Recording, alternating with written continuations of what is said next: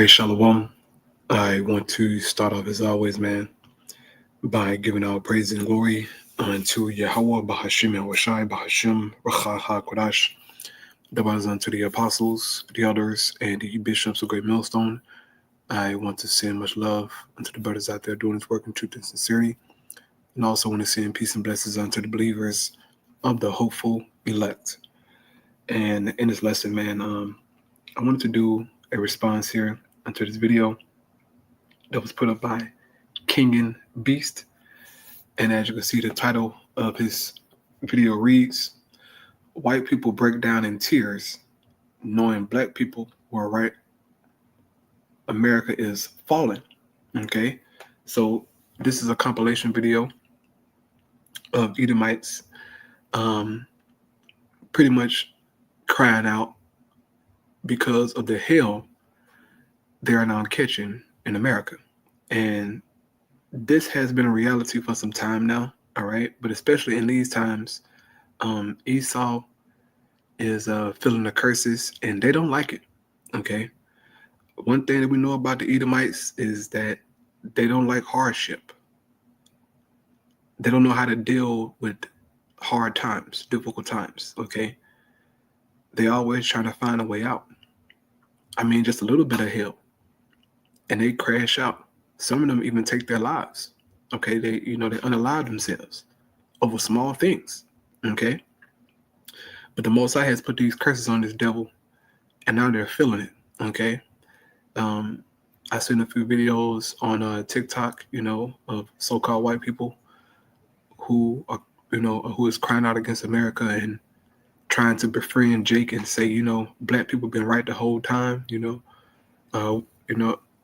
our parents couldn't see it or understand it, and black people been going through this and that, and they've been trying to tell us, but we've been, deaf, to their cries, yada, yada, yada, okay?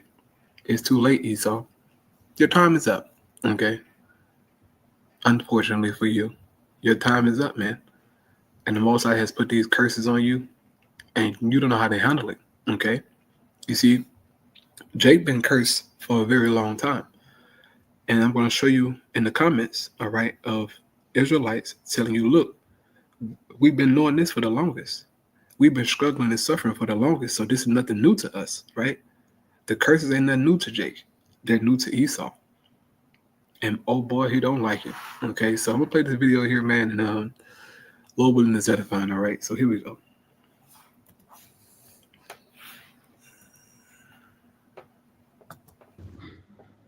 I don't know how any of you guys are going and going and going. I know you gotta be at the same level of mental health as me.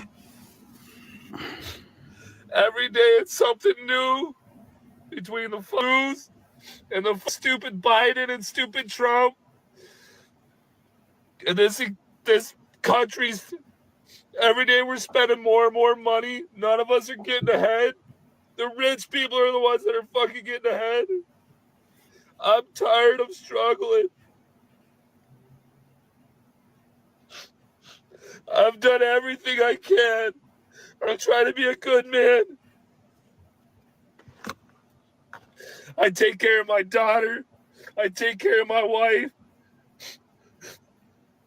the best I can. I can't keep going. Every day it's something new. Then on top of that, as if you're not trying to spend money, you have to. Fucking everything's expensive. I own a painting company. I still can't fucking make it. I'm fucking trying, man. I can't look at my daughter and my wife and know I'm failing.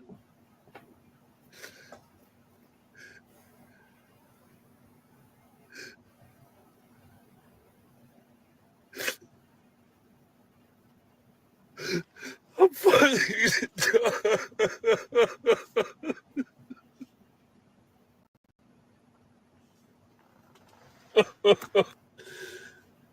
Everybody wake up.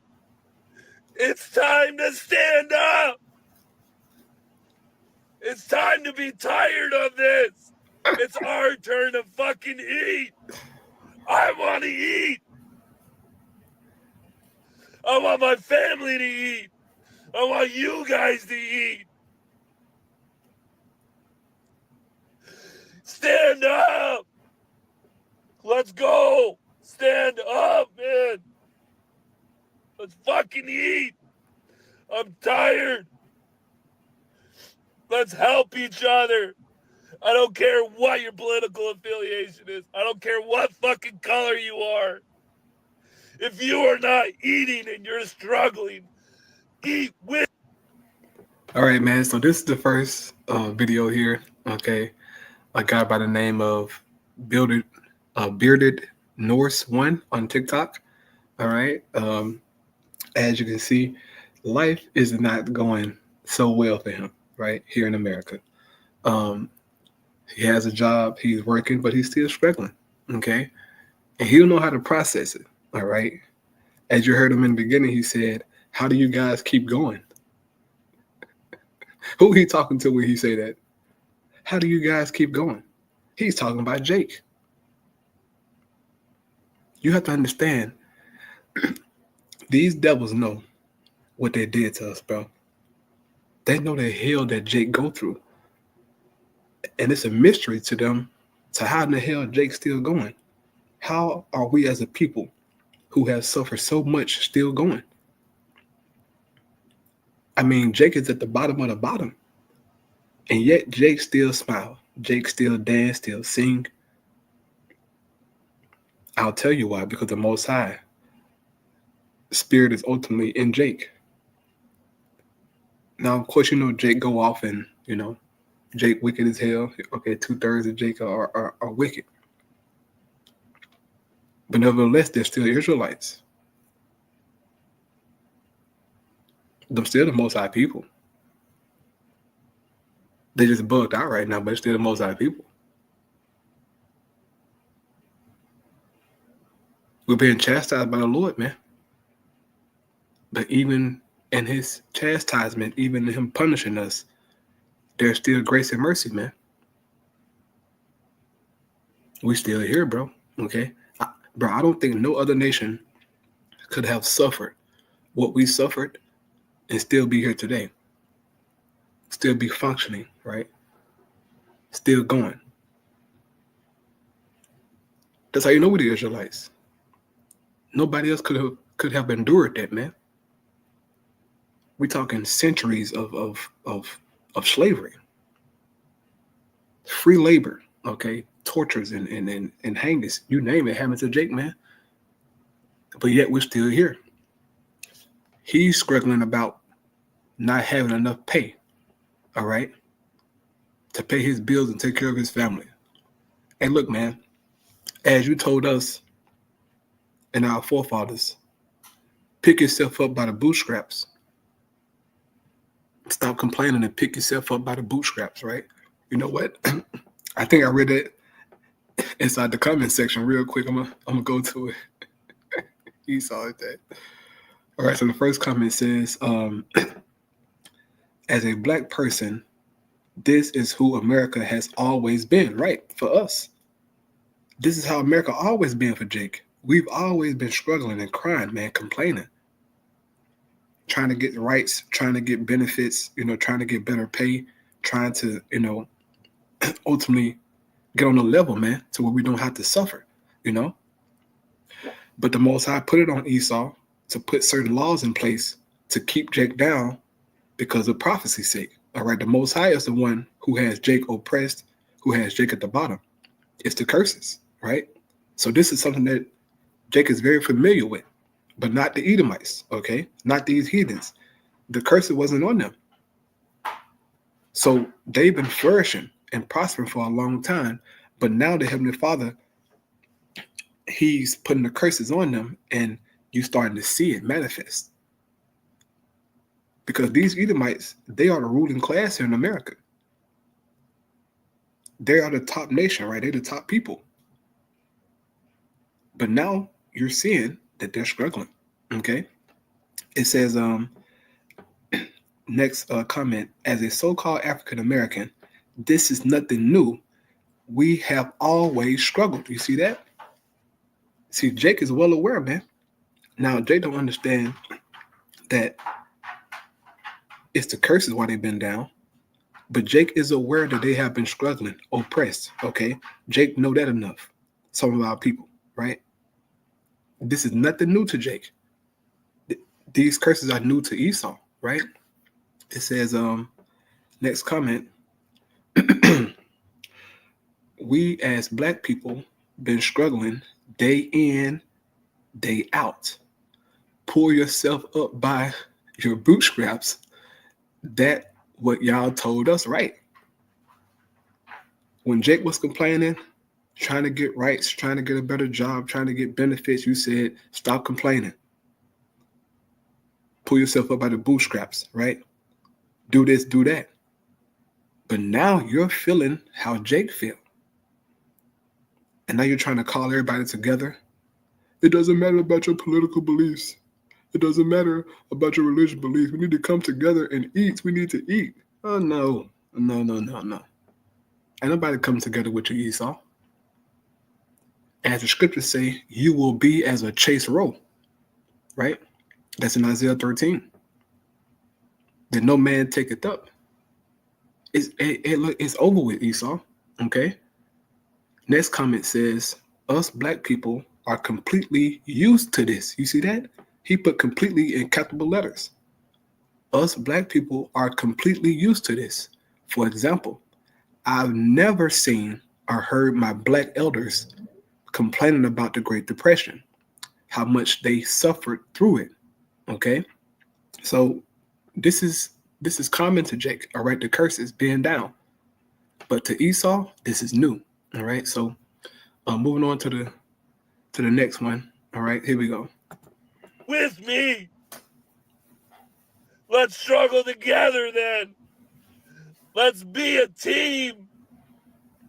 America is not what it once was. I've got some bad news for people who don't travel internationally. The world hates us, okay? We're not the big dogs. We don't have the clout that we once had.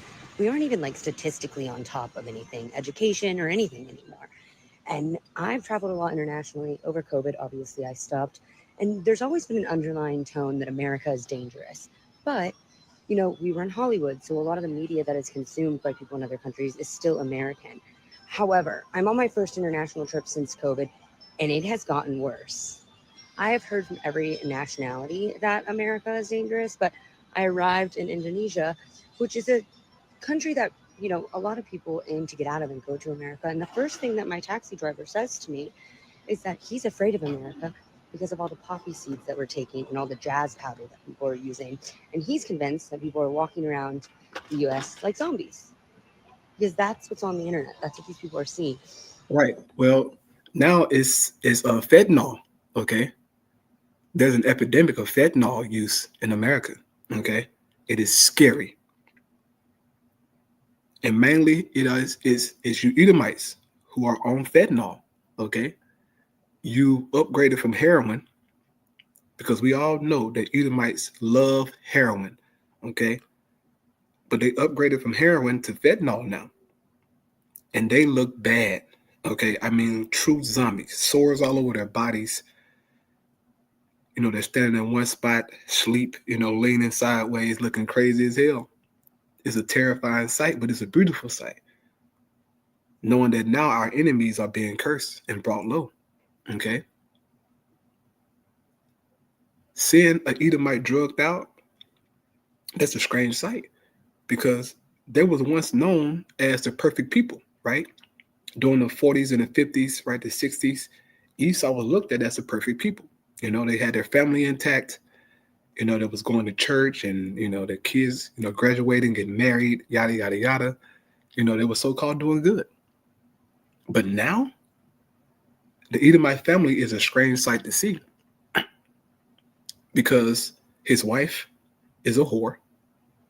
His son, okay, he's trans. His daughter is a whore. I mean, it's all messed up. Esau can't take it, all right? But it's a beautiful thing, man. But the world is starting to see. as she's going into. She said she's traveled. And the world is saying, look, America is a terrible place. And that's on you Edomites, okay? That's on you Edomites. You control media. You control information. So what you push out in the world, okay, the people consuming it say, all right, something is wrong with these people. And really, she's ashamed, okay? Look at her. She's ashamed of how people think about her country. But Babylon is fallen, so she has no choice but to accept the testimonies of the people. Here we go. And I think it's a really big lesson if you are sheltered and are not leaving the U.S. We don't got it. Like, we don't got it anymore. People don't want to live in America. People aren't eager to live in America. When I was in Europe, a lot of the kids said their parents wouldn't let them go to America because they were afraid they were going to get popped by the police. Like, those are the fears. The only fear that Americans have when their children travel overseas is that they're going to be, like in the movie Taken, which is a very small possibility. And they just use that as a fear. I don't even, like, that's not really even a founded fear. People aren't taking Americans when we go, because you know how big of a hell case they would raise if some little white girl went missing? That's not what's happening. But what is happening is other people from other nations are going to America and bad things are happening to them. So just a reminder, we ain't shit. We ain't shit. And I thought it was the UK that was on its arse. Seems like these Americans are really fucking struggling with the cost of living crisis. Check this video out. Tell me it don't break your heart. How can someone earning $80,000 a year be struggling to live? This is fucked. Made, and we are literally the brokest we've ever been. Brokest we've ever been. But I'm making the most money I ever had my entire life. My husband and I, between the two of us, gross, make like over $80,000 a year. And if you told me a few years ago that $80,000 a year was not going to be enough for a family of four. I make more than what I made back in 2015. But I am still literally living paycheck to paycheck. I have to work 60 hours a week and make $80,000 a year to make ends meet. That's insane. I can't even begin to wrap my head around it. You live in America. You live in the freest, safest country in the world. There's 165 countries in the world that have freedom for their citizens, and America ranks number 23 among those in terms of actual individual freedom that their citizens have. Also, among those countries, 72 of those have universal access to healthcare for all their citizens. America's not one of those, which is crazy because Americans work the 13th most hours among these countries while also paying the 14th highest tax rate among these countries. And also couple that with the fact that America ranks dead last in legally mandated PTO for their workers. So you see that? America ranks dead last in PTO for their workers. So we're overworked, man. And it's sad, but we got to work all these crazy hours just to make ends meet, right? But this ain't nothing new to Jake. We've been working hard. We've been struggling. We've been complaining, right? Esau, this is new to him, and they can't take it, all right? Once Esau started to feel pressure, ultimate pressure, they just unalive themselves and say, fuck it, no, I can't, I'm not dealing with that, okay? But this is their reality. Here we go. We work damn near more hours than everyone else. We pay damn near more taxes than everyone else. And then we also have the least amount of time off. Don't even get me started on the whole safety part of this. You have kindergartners that come home from school and talk about how they need to make sure they have the best hiding spots available in classrooms in case of an active shooter drill. We're the most armed country. We have more people in prison than any other country in the world. I'm not trying to turn this into America bashing. I promise you, I love this country. I love living in America. I do think we have the potential to be the best country on the planet. I'm just tired of the whole like, this is America, love it or leave it attitude, because that just leaves no room for improvement. We work hard enough and we pay enough in taxes to have a better quality of life than we do in America right now. That's okay to say while also appreciating the things that we have. Another one of the key identity points that we've lost in this country that I think is only going to get worse comes from the job market, right? Right now, we're in a job market crisis. People have jobs, people are working. So you can look at the employment rates and you can say, oh, these are up if these are steady.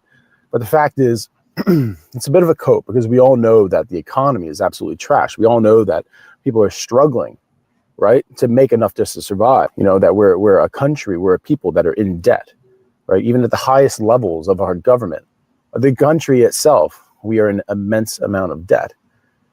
But when we think of our job market, when we think of things like the gig economy, the hustle culture, and the devaluation of the very concept of a career, I think this is still one of the great self-defining parts of our lives, which is our job, our career.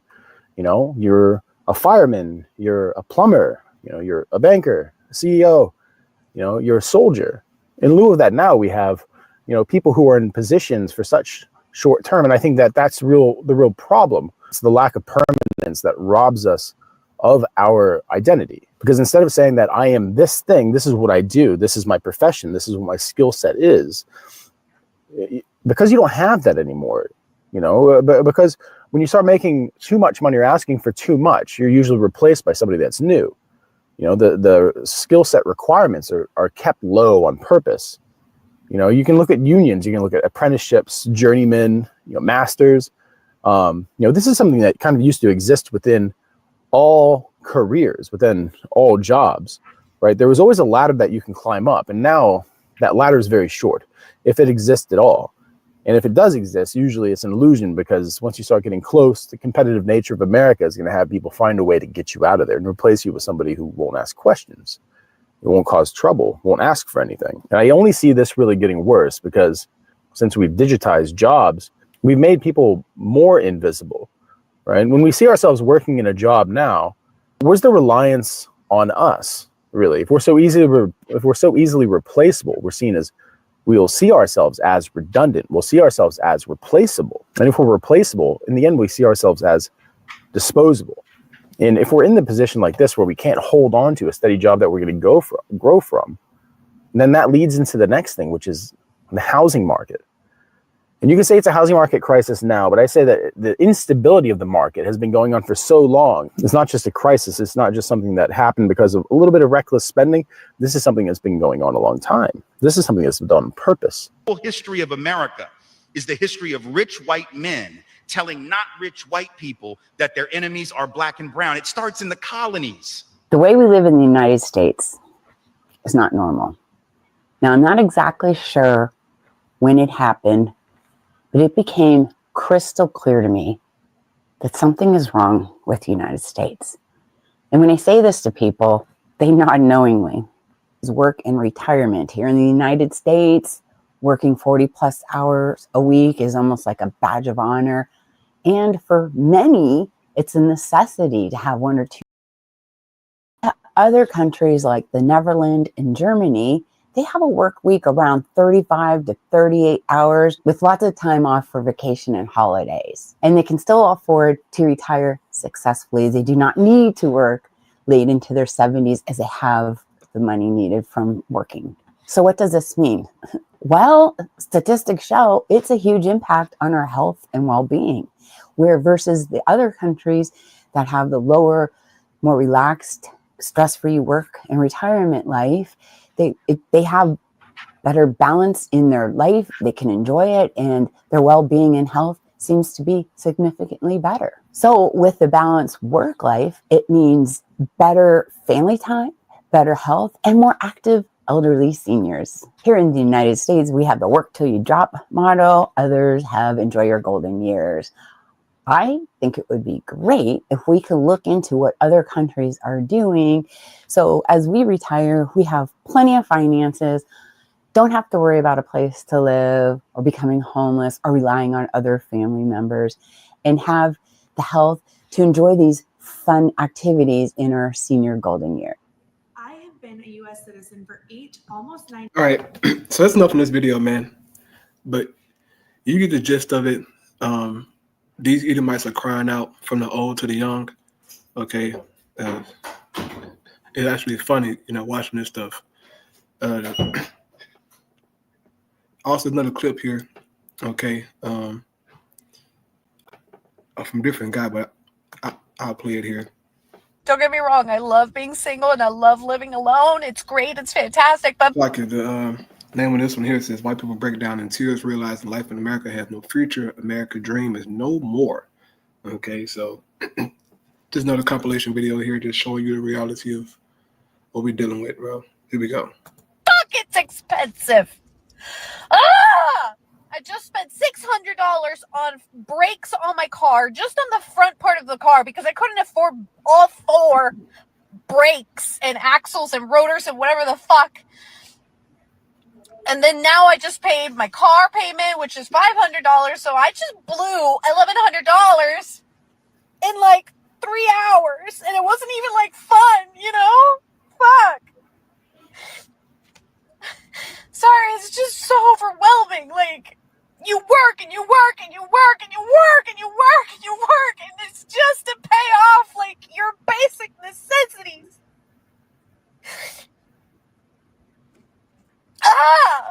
And you can't, like, in this city that I live in, public transport, please. If I were to do public transport, it's like asking to get rate, and I really shouldn't be crying because now I have to go to another work event, and now I'm gonna be all puffy. I'm just, living is so expensive. Just keeping yourself alive and floating is so expensive. And what I was saying before I was rudely interrupted is if I were to take public transport here, especially for my job requires a car. I have to have a bunch of shit that I have to lug with me for work. And I can't do that with public transport. I'm venting. Inflation sucks. Just living in America sucks. Living alone sucks. It's great, but it sucks. Because you have to front all the expenses by yourself. I need a husband just so that I can live. So we can split the bills. Hi, guys. All right. So I'm going to stop right there, man. Utah can't take it no more. They can't take it. Okay, so I'm going to get a few of these comments here, then I'm going to get some precepts, man. First comment here says, America is a rich man's vision, but a poor man's prison, right? Second comment says, this is just life in America under capitalism. It's the richest third world country on the planet, right? It says, it is corporate greed and price gouging, but don't expect any help from this incoming administration. And I'll read one more where it says, American dream will continue to be a dream. Retiring comfortably in the U.S. these days is almost impossible. Here in the U.S., more people might face a tough time in retirement. Low-paying jobs, inflation, and high rates make it hard to save. Now middle-class Americans find it tough to own a home to, leaving them without a place to retire. And this guy appeared to be an Edomite, okay? But the point being that they're catching hell, man, okay? They're catching hell, and they can't take it. All right, so get into these precepts here.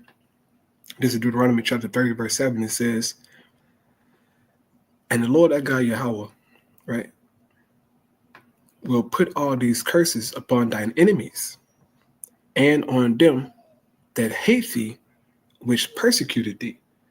So these curses have fallen upon our enemies, man, especially upon these Edomites, okay? They're feeling it, bro.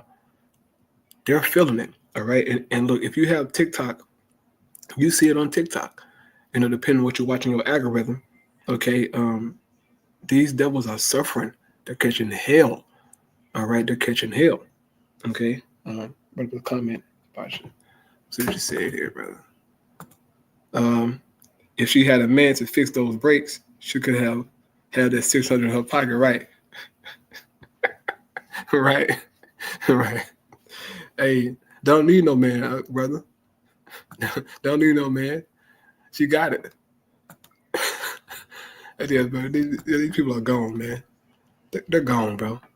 Next precept here, Jeremiah chapter 51, verse 24. It says, I will repay Babylon and the people of Babylonia for all the wrong they have done to my people in Jerusalem, said the Lord Yahweh. So the Most High, he's paying you back, Esau, for what you have done to Jake. See, all the laws you put in place, all the things you've done to try and hurt Jake has now hurt you. And you're feeling it. And you're crying out, trying to get answers, trying to befriend Jake and, trying to come together. No. It is your time to feel how we've been feeling all along, right? It says, verse 25, look, O mighty mountain, destroyer of the earth. I am your enemy, said the Lord Yahweh.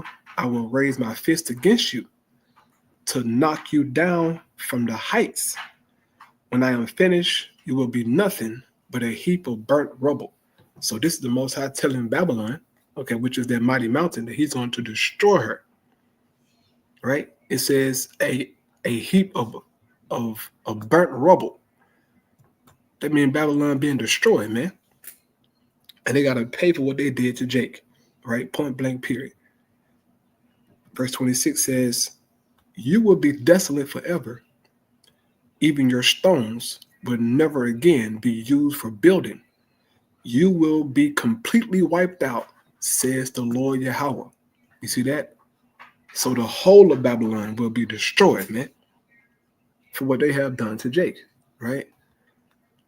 Next precept here, Jeremiah chapter 50, starting at verse 31, it says, see, I am your enemy, you arrogant people, right? And the Edomites are a arrogant people, man. Very proud, very, very boastful, right? Very boastful. Says the Lord of heaven's armies, your day of reckoning has arrived, the day when I will punish you. O land of arrogance, right? You will stumble and fall, and no one will raise you up. You see that, Esau? Babylon, man, is a land of arrogance. Okay, you people are proud as hell. You Edomites are proud as hell, but the Most High is addressing you. And these curses are only going to increase, man, until this place is destroyed.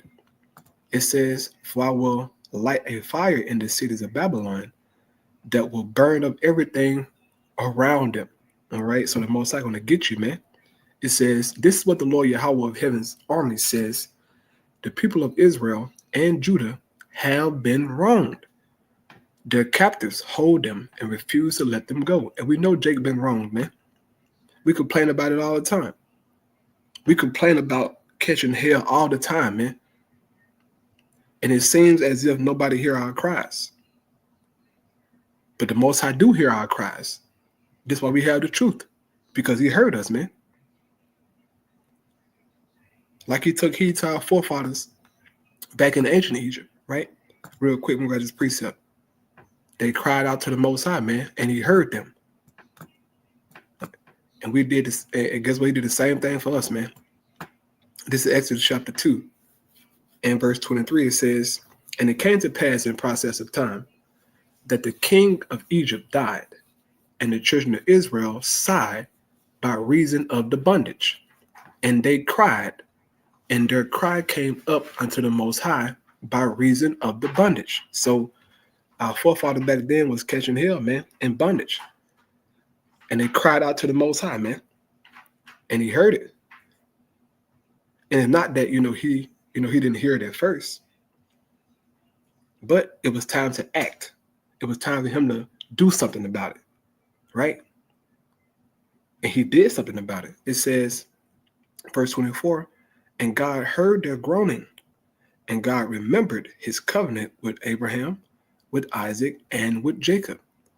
And the Most High looked upon the children of Israel, and the Most High had respect unto them.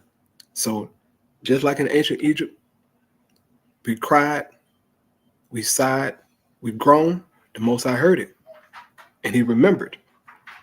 Same thing for this spiritual Egypt, man. The Most High hear us. And this is why everything happening that's happening. Okay, the Most High getting ready to make some major moves in Babylon, man. That's going to bring these people to their fucking knees. Okay? So, going back to Jeremiah 50:33, it says, this is what the Lord of heaven's army says. The people of Israel and Judah have been wronged. Their captives hold them and refuse to let them go. But the one who redeems them is strong. His name is the Lord Yahweh of heaven's armies. He will defend them and give them rest again in Israel. But for the people of Babylon, there will be no rest. So the Most High, he has it out for you people, man. You ain't getting no rest, all right? If you're complaining about the economy right now, you just wait and see. It's going to get worse. Inflation will increase. Life will become harder for you devils, okay? We're used to catching hell, man. We're used to struggling, all right? We have become immune to it as a people, man. But you Edomites, you will have no rest. Okay, the Most High promised us rest. He says he will defend them and give them rest again in Israel. So our day of rest, man, the kingdom is coming. But your time, Esau, you will have no rest. Obadiah 1:10, it says, for thy violence against thy brother Jacob, shame shall cover thee, and thou shalt be cut off forever. So you devils, man, for the violence against Jake, against our people, you have been put to shame. Now look at you, man. America used to be something, so-called, right? She used to be something. But now she's nothing. And her people are nothing. Okay? You devils are nothing, man. You've been put to shame. You're drugged out. Okay, you're coked out. Your daughter is a whore slut. Your son, he's a member of the alphabet community. Your children are identifying as cats and dogs and red-tailed eagles and ravens and hawks. I saw a video, Edomite guy, he identified as a transgender wolf. Esau, you're gone. You're finished. A transgender wolf? Brother Most High has put a perverse spirit on this man. A very perverse. All right? That's a goddamn shame. Last precept here, Lamentation 4:21. Rejoice and be glad, O daughter of Edom, that dwelleth in the land of Uz. The cup also shall pass through unto thee. Thou shalt be drunken, and shalt make thyself naked. The punishment of thine iniquity is accomplished, O daughter of Zion. He will no more carry thee away into captivity. He will visit thine iniquity, O daughter of Edom. He will discover thy sins. So our captivity is just about up. Okay? It's just about accomplished, man. And how do we know this? Because we have the truth. That's a telltale sign that, look, we're about to be saved, man. And with us having this truth is a telltale sign that Esau is about to be destroyed. I'll grab one more precept to prove that. Here in Philippians chapter 1.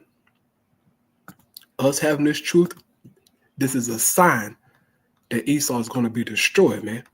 And this is a sign of our salvation. This is Philippians 1 verse 27. It says, only let your conversation be as it becometh the gospel of Hamashiach, meaning what? Make sure that your life, your conduct, how you are as a believer, be according to the gospel. Not doing this thing how you want to do it, okay? Because you got guys out here in Israel making up their own gospel. You got guys on the highways and byways preaching, all right, with a hat on, looking crazy as hell, man. Beard lined up, head lined up. Some people got bald heads, dreads down their back with gold tips. I mean, people are just doing what they want to do. That kind of behavior, that mindset, that kind of rebellion will get you destroyed, man. It may seem small in your eyes,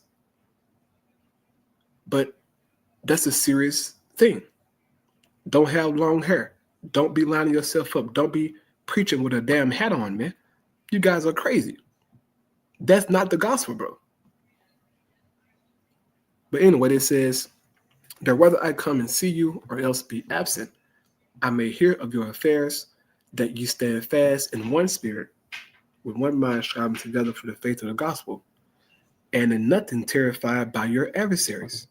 which is to them an evident token of perdition, but to you of salvation and that of the Most High. So we shouldn't be worried, man.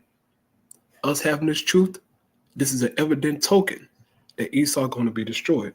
But for us, it's going to be salvation if we endure unto the end. So, Lord willing, those edifying, man. Just want to do a quick video. All praise Yahweh, Bashim Shai, Bashim Chakadash. Shalom.